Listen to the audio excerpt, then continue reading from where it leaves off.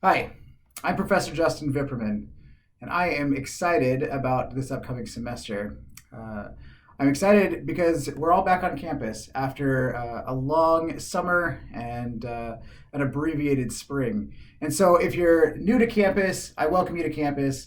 If you are returning to campus, I hope that you're glad to be back. I hope that we can find a way to make this semester work and that we can find a couple of ways to do that. One is through compassion. I hope that we can show compassion to one another, that as we move through, you'll be compassionate with me, and I'll be compassionate with you as we try and find a way to make things work this fall. The other way is through offering grace to one another. Although we do have some issues, we may have some issues with people not wanting to come or masks or any of things like that. I just hope that we're able to understand that some people are scared and some are not, and that we're trying to find a way that we can come together. I think unity is the best way. So I'm going to run through a couple of things off the syllabus so that you understand where we're going, but please feel free to reach out to me. First, before I do that, like I said, I'm Justin Vipperman. I actually grew up in Wendell, Idaho. I graduated from Wendell before attending the College of Southern Idaho, where I was an education major, until Dr. Russ Tremaine, my mentor, took me under his wing and told me, really showed me the light that history is the only true major that we all should have. And so hopefully by the end of this, you've all decided that you want to be history majors. From there, I went on to Boise State, transferred from there to Idaho State. I got a bachelor's degree in history and with a minor in political science. I then went off to Portland State University in the heart of Portland and got a dual master's degree in history and public history. Those two pieces actually will help in this course and in subsequent courses that you may take. And when you're trying to find work, trying to find a career that's outside of academia, public history is that track. And there's a lot of different ways that you can see that, but we'll talk about that as the semester goes on. If you're interested, please reach out, email me, or give me a call, stop by my office. Okay. I then came back to CSI. Russ needed a lot of help, obviously. And so I came back, we started a business together, doing preservation in town, and then I took up grant writing and teaching here at the College of Southern Idaho. So I've been here 4 years and teach for CSI and ISU, teach history for both, as well as I'm working on a PhD in political science and history through Idaho State University.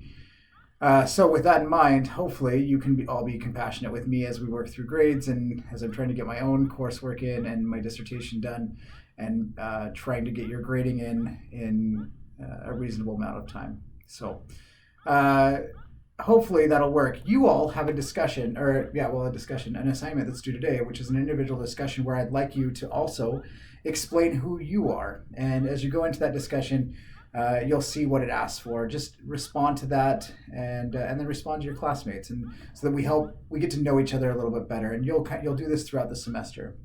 So you do not need to pull up the syllabus, but if you want to follow along, that's what I'm doing. This is the syllabus for fall 2020. My office is in Taylor 262. And you can call me at 208-732-6258. That's all in the syllabus, okay? This course examines important developments in United States history pre-contact to the Civil War. We will not really touch on Reconstruction. We'll talk about the Civil War and then some things after it, but we don't really get into Reconstruction. That's the second half of U.S. history, okay? In talking about U.S. history, we're going to talk about the political system, the economic and institutions, and U.S. culture, right? I mean, really our independent nature and this move west that happens partway through as well. And we'll talk about all of that through the American Revolution, westward expansion, and the Civil War, okay? Your textbook this semester is all online. It's called Inclusive Access. There is a link and a video that shows you how to access that book. Basically, you will be charged for the book once you commit to the class, and I think it's about a week in, all of a sudden you'll see that book charged to your account. And so you'll just want to make sure that that money is there, or that you pay that at some point in the future. But that's how this book works, okay? Throughout this book, we will talk about primary source documentation, but and history as well. It is a textbook. But Eric Foner is phenomenal. Eric Foner is one of my favorite historians. He's a Civil War historian, but he also does African American history. And so Eric Foner wrote this textbook, and he does a great job. And I hope that you take an opportunity to look at that. With that in mind, let me also explain to you that one of the reasons that I use Give Me Liberty, an American history, and we do it inclusive access, is so that you can access it easily. However, there also is this little bit, which I realize that we always get, our time is pulled in so many different directions. So what I would like you to do is to be able to read the chapter, okay? And as we work through, as you look at the syllabus and look at our Canvas course, you'll see the different modules week by week. And there's a chapter a week that you should be reading. That chapter is going to include primary sources. It's going to include questions, different pieces that I want you to look at. It also includes embedded video. Now, this is all important because what I'd like you to do is to read the chapter. However, if you are not able to read the chapter, there are page numbers that you can follow in each of the modules that will tell you the most important things that I need you to understand, okay? If you think there's no chance that I can even do that reading this week, watch the videos. The videos at least will guide you through, and it's a way to be able to not necessarily interact, but see Eric Foner explain to you these concepts. There is no one better than Eric Foner explaining to you these concepts of American history. No one, okay? He's your guy.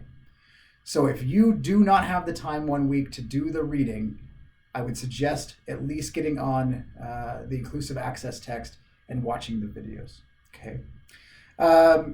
You've got, if you go down, you'll see our education program learning outcomes, and then our student learning outcomes. Here are the main things that I want you to come away from this class. Obviously, I want you to be able to learn how to think critically.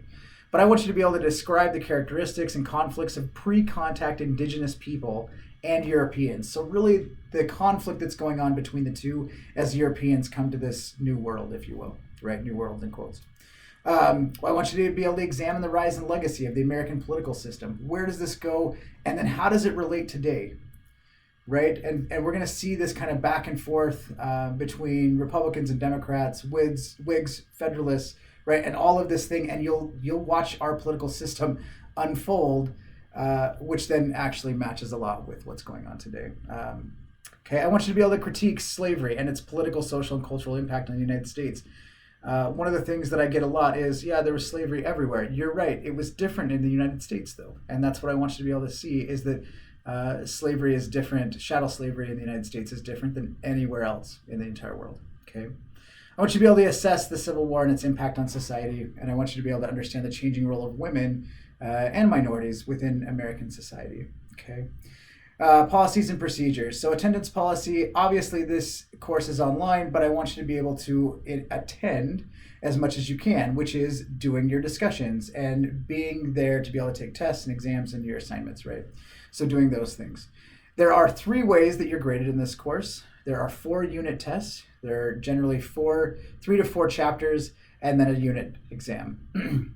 There'll be 4 of them.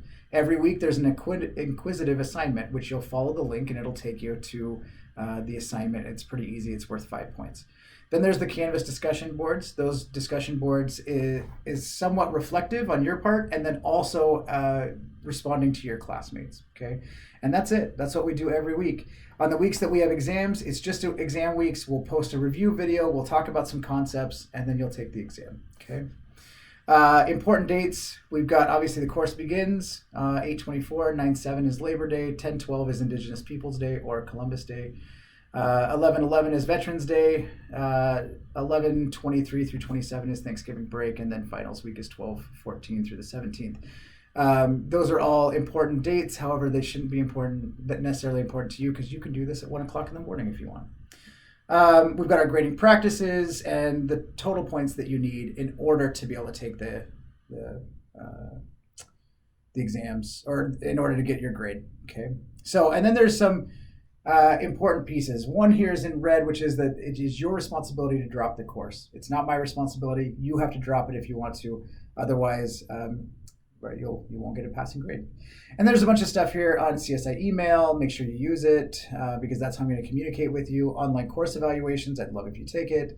Make sure that you reach out to me or to Student Disability Services if you have a disability that you think that you need extra time or some sort of help with that. Okay.